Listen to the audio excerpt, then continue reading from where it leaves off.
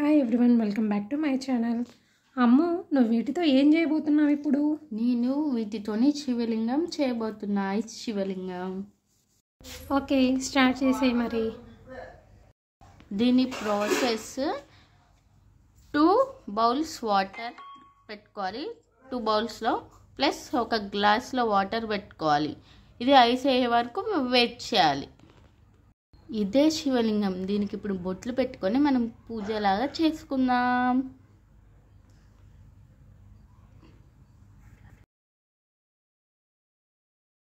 అలాగే పూలు కూడా వేసుకోవాలి. పూలతో కూడా పూజ చేసుకోవాలి. సో ఇప్పుడైతే నేను పూలు పెట్టేస్తున్నాను. చూడండి ఎంత బాగుందో కదా శివలింగం. ఓం నమ శివాయ, ఓం నమ శివాయ, ఓం నమ శివాయ.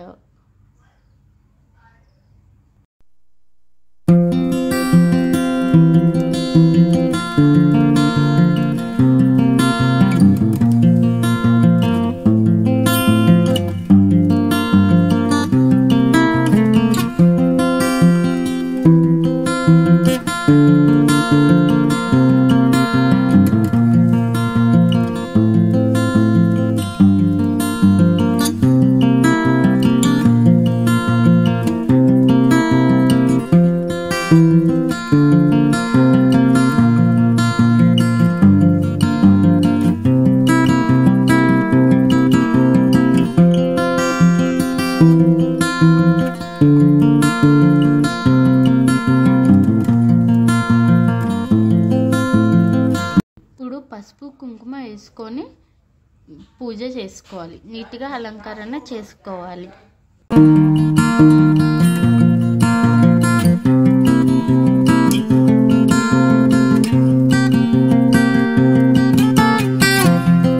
ఇప్పుడు పూజ అయితే అయిపోయింది. నిమజ్జనం అయితే స్టార్ట్ చేసేద్దాం. ఓం నమ శివాయ, ఓం నమ శివాయ, ఓం నమ శివాయ.